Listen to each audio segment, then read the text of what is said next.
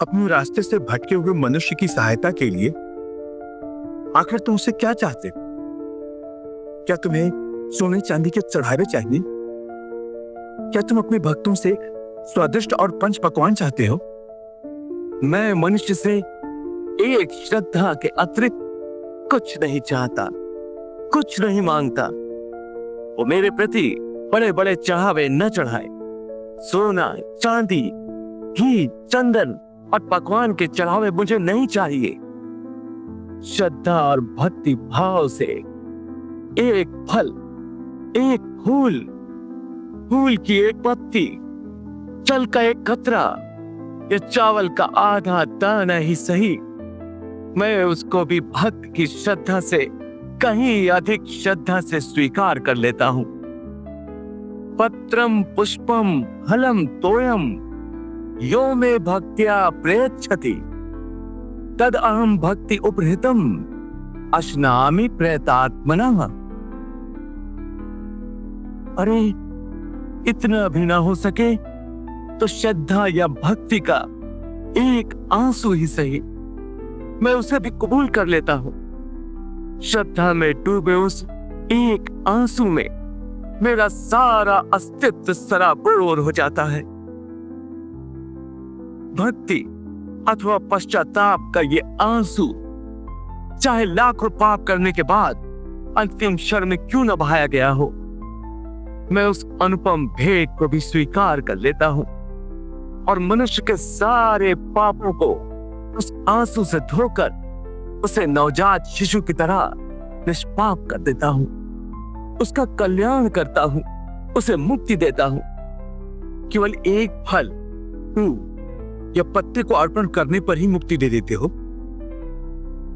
फिर कर्म विकर्म, पाप पुण्य, धर्म विधान सब यूं ही रह जाते हैं। ये धर्म, ये विधान और उसके सारे सिद्धांत तो चंद्रमा और अनगिनत तारों की भांति होते हैं, जो अधर्म और अज्ञान के अंधकार में झिलमिलाते रहते हैं। परंतु जब भक्ति का सूर्य उदय होता है तो ये सब के सब छुप जाते हैं। अर्थात भक्ति का स्थान इतना ऊंचा है कि धर्म भी उसके सामने तुच्छ हो जाता है। हाँ, परंतु आसक्ति से रहित भक्ति, जिसके लिए किसी पंडित प्रवचन, किसी पूजा सामग्री की कोई आवश्यकता नहीं। हाँ, केवल एक शर्त है। वो शर्त क्या है मधुसूदन? पूर्ण श्रद्धा और पूर्ण भक्ति से अपने आप को, अपने सारे कर्मों को मेरे प्रति समर्पित कर दो। बस मैं अपने ऐसे भक्त को सब कुछ भुलाकर उसे मुक्ति दे देता हूं। सर्वधर्मान् परित्यज्य मामेकं शरणं व्रज अहं त्वा सर्व पापेभ्यो मोक्षयिष्यामि मा शुचः। हे अर्जुन, भक्ति का स्थान इतना ऊंचा है कि अपने सच्चे भक्तों की मैं स्वयं भक्ति करता हूं। ये क्या कह रहे हो मधुसूदन? भला परमात्मा होकर तुम किसी भक्त की भक्ति कैसे कर सकते हो? यदि परमात्मा भी भक्त हो गया तो फिर दोनों में क्या अंतर रह जाएगा? यही अंतर तो मिटाना चाहता हूं मैं। भक्ति, भक्त और भगवान के बीच कोई सीमा रेखा नहीं खिंचती। भक्ति तो भगवान और भक्त के बीच एक पवित्र रिश्ता है।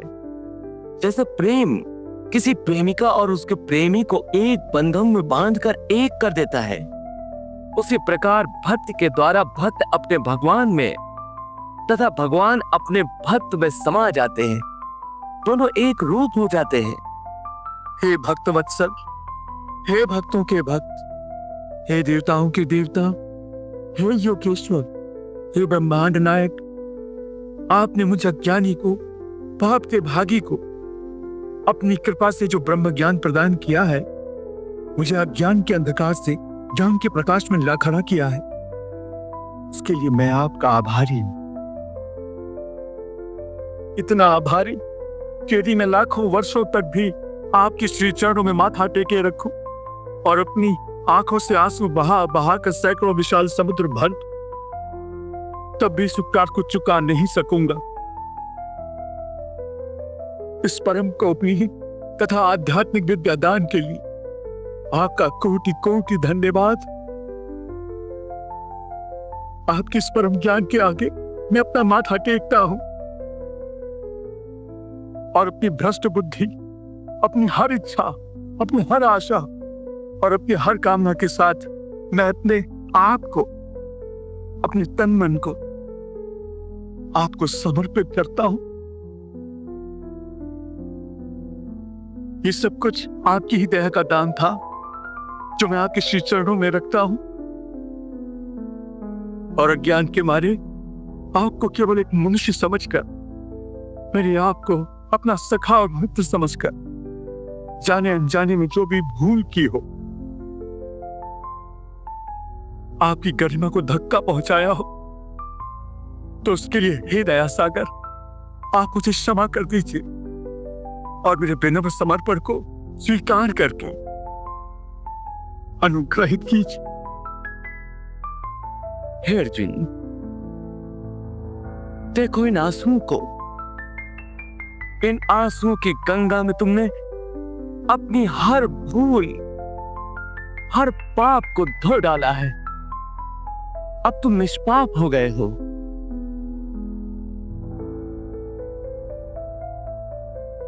तुम्हारे विवेक ने तुम्हारी आत्मा से पापों का बोझ उतार दिया है।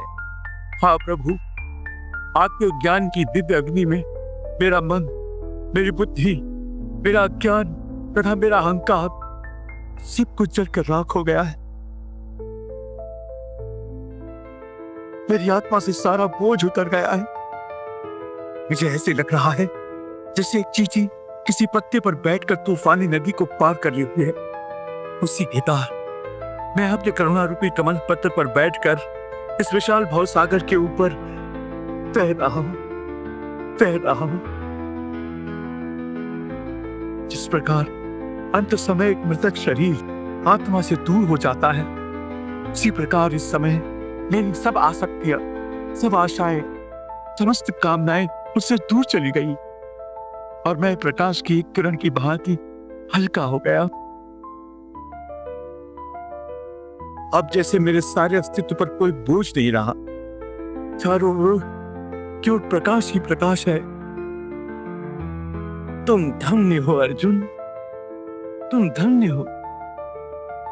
इस क्षण जिस परम अवस्था में तुम पहुंच गए हो, उस अवस्था में युगों युगों में कोई महात्मा मेरी विशेष कृपा से पहुंच पाता है। मैं देख रहा हूं कि इस क्षण में तुम केवल एक प्रकाश पुंज हो,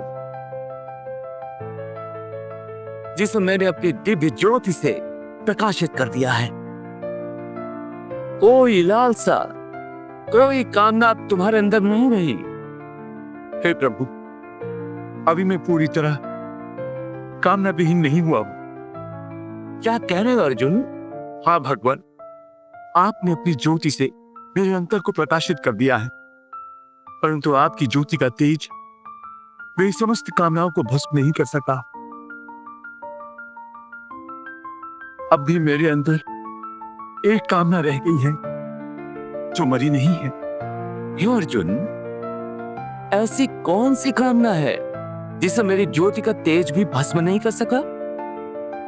आपके दर्शन की। मेरे साक्षात दर्शन तो तुम कर रहे हो। नहीं भगवान, इस समय मैं आपके संपूर्ण रूप के दर्शन करना चाहता हूं।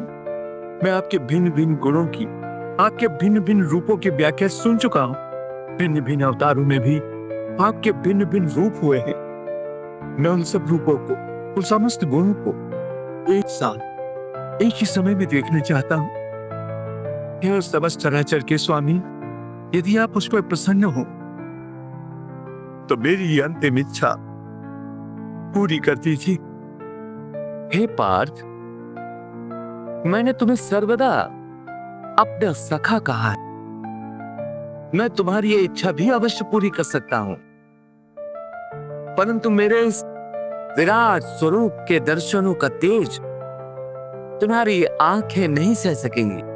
हे अर्जुन, तुम्हारी दृष्टि की झोली इतनी बड़ी नहीं कि जिसमें मेरा संपूर्ण दिव्य स्वरूप समा सके। मेरे नेत्रों की झोली छोटी है, परंतु आपकी करुणा, आपकी दया तो छोटी नहीं है। सच्चा दाता और याचक की छोटी झोली को देखकर अपना दान कम नहीं करता। उसी प्रकार हे अपरंपार, मुझे वो नेत्र प्रदान कर जिनसे मैं आपके विराट रूप के दर्शन कर सकूं। हे अर्जुन, एक सच्चे भक्त की भांति आज तुमने भगवान को हरा दिया। अच्छी बात, मैं तुम्हारी इच्छा अवश्य पूरी करूंगा। आज तुम्हारे कारण समस्त देवी देवता भी मेरे इस दुर्लभ रूप को देखकर निहाल हो जाएंगे। पहले मैं तुम्हें वो नेत्र प्रदान करता हूं जो उस विराट रूप के दर्शन कर सके।